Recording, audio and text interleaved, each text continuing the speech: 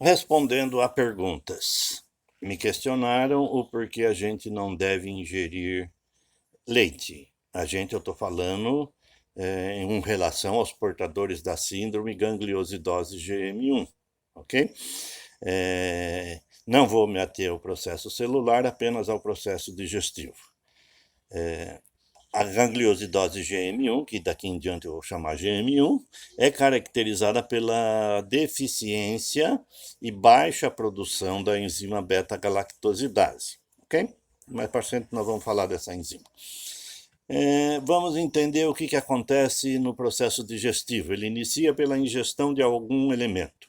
Então, para simplificar e todo mundo entender, eu tenho vontade de comer doce, não tem doce, vou lá, pego uma colher de açúcar e ponho na boca.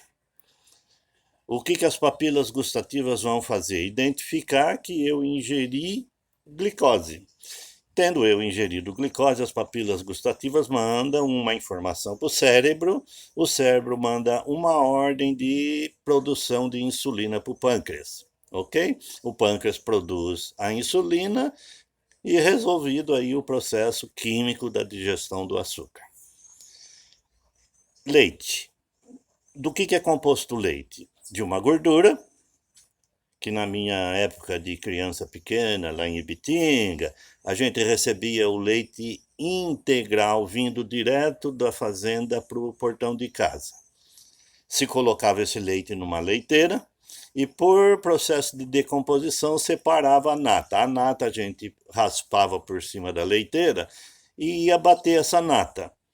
Batendo a nata, a gente podia fazer até manteiga, né? A partir da nata. Hoje não se usa muito manteiga, só margarina, e geralmente a margarina é de origem vegetal e não animal, ok?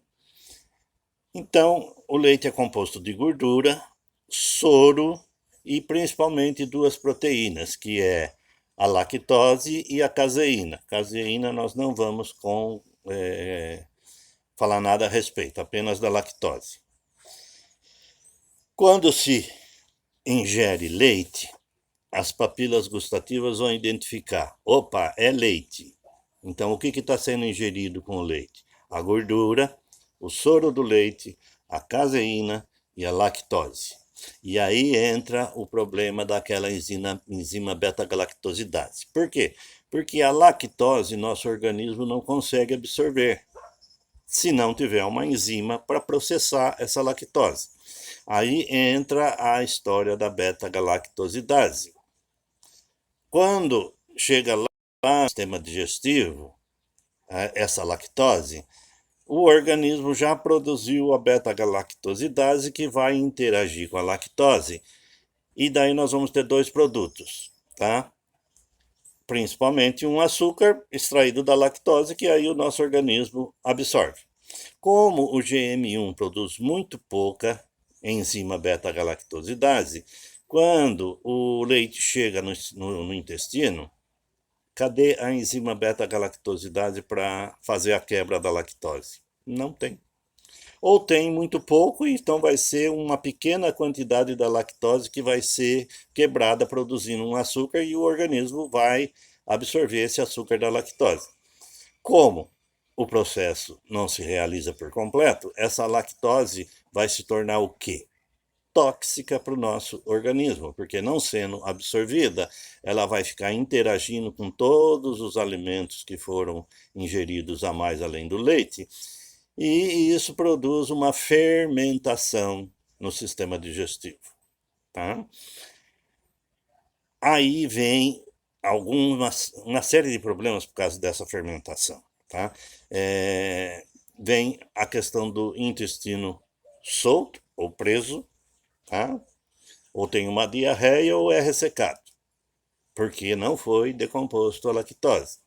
A lactose, sendo tóxica, ela pode até ir para a corrente sanguínea e transmitir essa toxicidade para todo o organismo. O que acontece quando você come um queijo? Tem lactose. Você precisa ter a quantidade certa da enzima beta-galactosidase para fazer o processamento da lactose contida no queijo. Então, como um exemplo, meu filho Vitor, hoje com 34, quase 35 anos, é portador da gangliosidose GM1 tipo 2, que começou a se manifestar a partir dos 4 anos. Esse vídeo vai ser distribuído para crianças do tipo 1, que já nasce com o processo instalado. É um processo bem mais severo. Bom, uma semana o Vitor comendo pão com presunto e meia fatia de queijo mussarela. Ele já começou a apresentar espasmos musculares. O que são esses espasmos musculares que muita gente acaba confundindo com convulsão? A partir do momento que você não processa a lactose, ela vai ser distribuída para a musculatura do organismo, e aí é todo o organismo, toda a musculatura, causando depósitos musculares. É coisa bastante simples assim. Se você movimenta os teus dedos, esses depósitos musculares não vão te incomodar. Mas se você tentar caminhar ou distender ou contrair um braço, esses depósitos musculares vão causar dor. E aí passa a ter um espasmo muscular. Vamos passar para o setor micro, na área dos olhos. Se você pisca, você tem um movimento muscular de uma grande quantidade de musculatura envolvida. Se essa musculatura contém depósito de lactose, vai ter dor. E aí a criança vai ficar piscando várias vezes, como se fosse um tique nervoso, alguma coisa assim. Muitos confundem com convulsão, e não é, são os espasmos provocados pelos depósitos musculares. Tá? Então, o leite in natura provoca essas reações todas. O soro do leite é onde se concentra a maior quantidade de lactose. E o soro do leite, por ser muito barato, é utilizado como adoçante nos produtos industrializados. Tá? Então, muito cuidado quando você compra, inclusive, um leite que está lá escrito que não tem lactose. Aí você vai encontrar lá que a proteína hidrolisada, lactose, está presente. E se tem lactose, você precisa ter a quantidade exata de beta-galactosidase. E o GM1 tipo 1 não tem. Ele nasce com uma reserva de beta-galactosidase que se acaba aos 3 meses de vida. Daí para frente é só problema. E eu recomendo a substituição enzimática, e a substituição enzimática começa a suprir as necessidades, mas não faz milagre. Então nós temos, sim, que retirar todo o leite e derivados da alimentação de um GM1. E quando eu falo que até o leite da mãe deve ser retirado, é por causa dessas reações que ocorrem em função da lactose. O leite da mãe contém lactose, então vai ser prejudicial. Então é melhor partir para uma alimentação, e aí o que vai dar para uma criança recém-nascida? Pó nutricional.